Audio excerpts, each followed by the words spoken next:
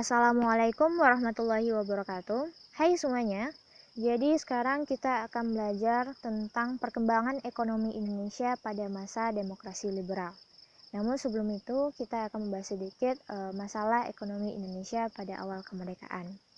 Jadi di awal kemerdekaan Indonesia timbul berbagai macam masalah karena faktor Indonesia baru saja merdeka, sehingga bangsa Indonesia belum memiliki pola atau cara untuk mengatur perekonomiannya secara baik dan benar.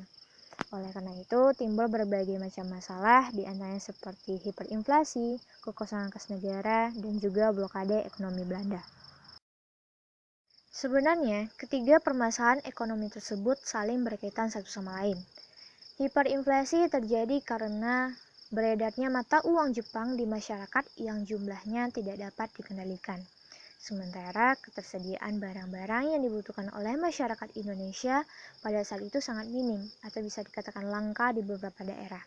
Akibatnya, karena tidak ada kemampuan ekonomi untuk menyerap uang yang beredar tersebut, maka terjadilah hiperinflasi.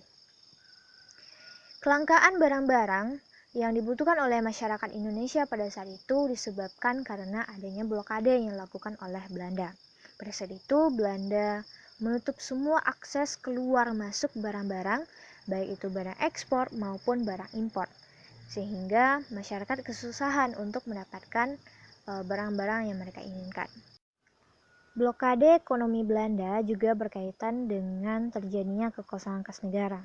Karena Belanda menutup semua akses jalur perdagangan, maka pemerintah Indonesia tidak memperoleh pendapatan dari pajak maupun biaya lainnya, sementara pengeluaran pemerintah terus bertambah. Jadi untuk mengatasi permasalahan ekonomi tersebut, pemerintah melakukan berbagai macam upaya, di antara seperti mendirikan Bank Indonesia, melakukan diplomasi beras dengan India, mendirikan Indonesia Office atau Indof di Singapura, mengadakan konferensi ekonomi, membentuk Badan Perancangan Ekonomi atau Planning Board, melaksanakan Kasimo Plan, membentuk Persatuan Tenaga Ekonomi, dan melaksanakan program pinjaman nasional.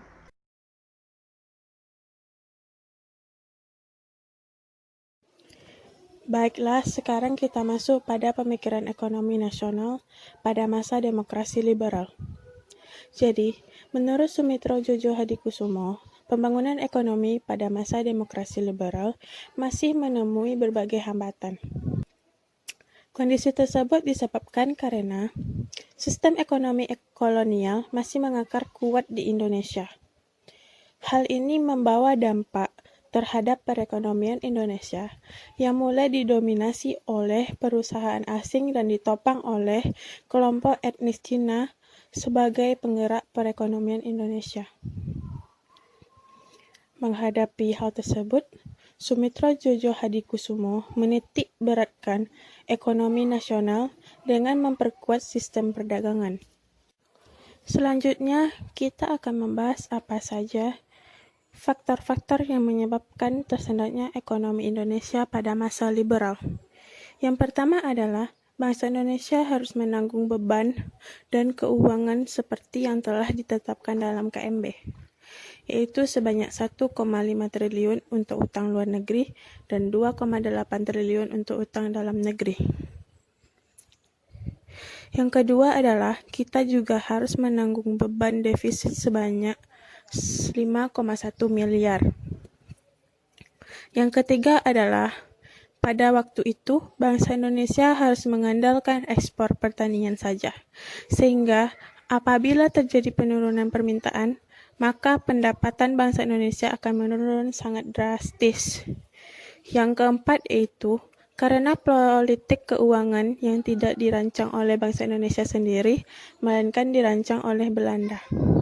Yang kelima yaitu karena pemerintah Indonesia tidak mewarisi nilai-nilai yang cukup untuk mengubah sistem ekonomi kolonial menjadi sistem ekonomi nasional.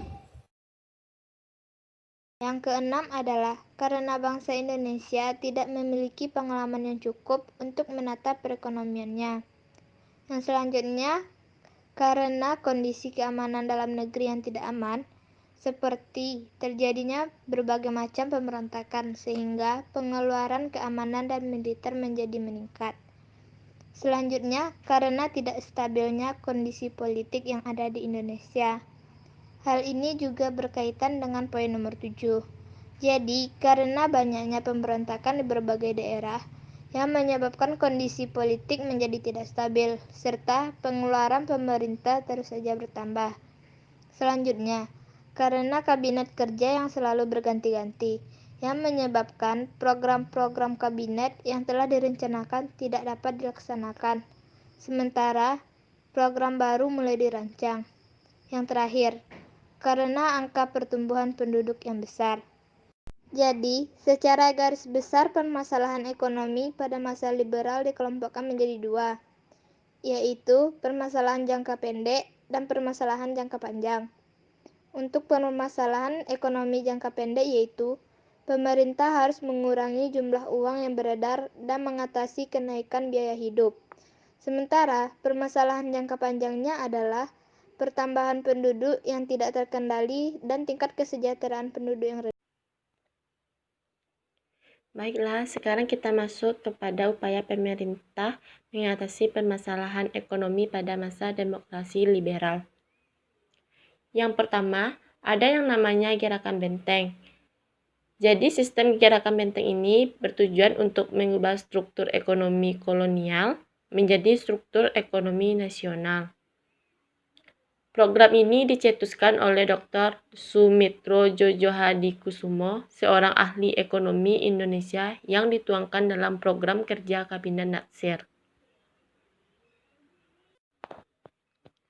Upaya pemerintah selanjutnya adalah Gunting Syafruddin.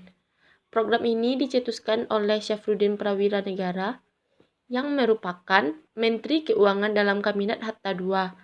Kebijakan ini berlaku sejak pukul 20.00 WIB tanggal 10 Maret 1950, yaitu pemotongan nilai uang yang bernilai sebanyak 2,50 ke atas hingga bernilai setengahnya.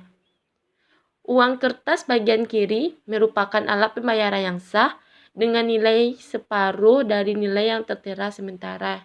Untuk guntingan uang sebelah kanan dapat ditukarkan dengan surat obligasi pemerintah yang dapat dicairkan beberapa tahun kemudian. Upaya pemerintah selanjutnya adalah sistem ekonomi Alibaba. Program ini dicetuskan oleh Mr. Iskak Cokro Hadidisudjo, yaitu Menteri Perekonomian pada masa Kabinet Ali I. Kata Ali mewakili usaha pribumi dan Baba mewakili usaha Tionghoa. Program ini berisi pemberian kredit dan lisensi pemerintah untuk pengusaha swasta nasional pribumi agar dapat bersaing dengan pengusaha non-pribumi. Namun, program ini gagal karena pengusaha pribumi masih miskin dibandingkan dengan pengusaha non-pribumi. Baiklah, kita masuk ke upaya pemerintah selanjutnya yaitu nasionalisasi perusahaan asing.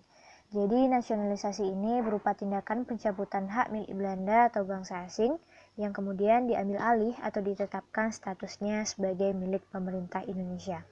Tahap ini dimulai sejak Desember 1958 dengan dikeluarkannya Undang-Undang tentang Nasionalisasi Perusahaan-Perusahaan milik Belanda. Yang terakhir adalah pembentukan Biro Perancang Negara. Jadi pada masa Kabinet Ali Sastro Amijoyo II, pemerintah membentuk Badan Perencanaan Pembangunan Nasional yang disebut Biro Perancang Negara, dengan Insinyur Juanda diangkat sebagai menterinya.